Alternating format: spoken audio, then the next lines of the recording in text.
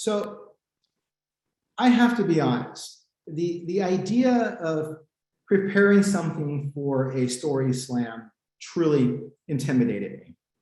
I have a friend who does story slams and always found it a little self-indulgent. But given this opportunity, I really tried to think about what is my story? And I thought of those movie scenes where someone is in some crisis or another, and their life flashes before them with a montage of images. And I thought to myself, how the heck do I do that with words and in 5 minutes? I then questioned, why my story? What is so special about my story? And why in the world would anyone care? I wondered what you would see when you looked at me, what you would hear when I spoke. And so I thought, if I have you here and you're going to listen, what can I do with the opportunity? We have learned, we have heard so much in the last 2 years about racism, structural racism, disparities in care, health equity, marginalized communities, priority communities, disparate outcomes, behavioral health. What does all of this mean? Well, I'm here to tell you, that is me. That is my story. And unfortunately, my story is not unique. It is the story of some of your colleagues, the story of some of your patients, and indeed, it may be your story in part or in whole. So my story began on a hot July night in South Central Los Angeles in 1972. A Black man married to a white woman with 5 children had a mental health crisis. He was confronted by the police and beaten. Play in your mind the video that we saw of Rodney King. That man, my father, was shot in front of his family as his wife, my mother, and sons, my brothers, begged for his life.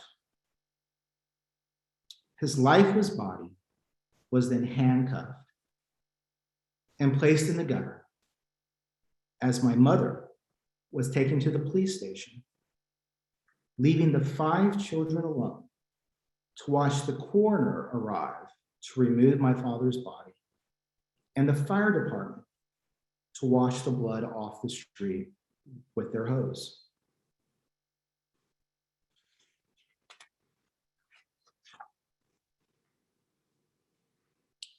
And so now let's cue the montage.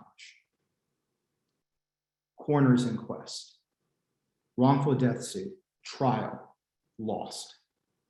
Trauma, fear, anxiety, housing insecurity, Medi-Cal, also known as Medicaid, county medical clinics, survivors' benefits, food stamps, monopoly money, shame, housing insecurity, mother crying at night, don't answer the phone, threatening bill collectors.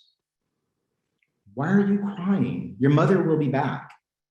Separation anxiety, a lifelong companion. Your hair is curly. Your nose is big. You don't look Black. You're passing. You and your brothers are different colors. Do you have the same father? Imposter syndrome. Where are you from?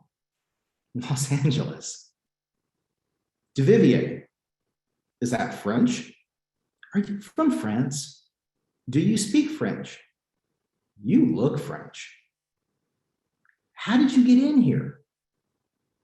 Insert college, medical school, residency, grad school, job.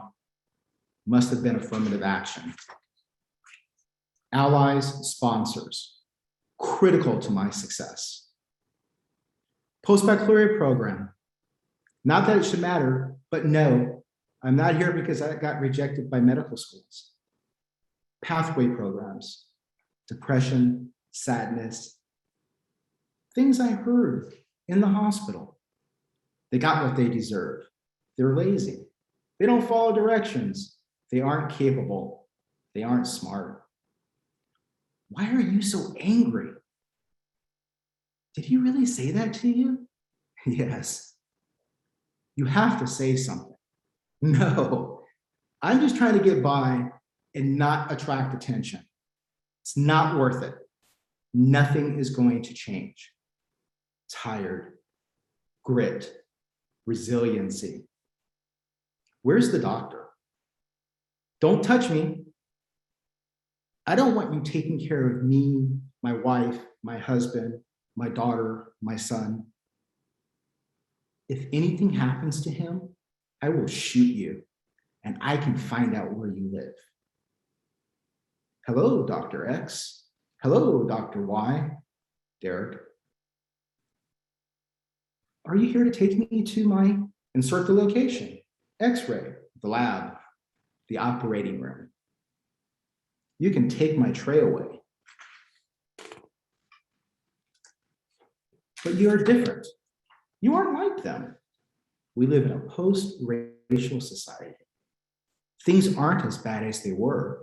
Words from a truly well-meaning friend.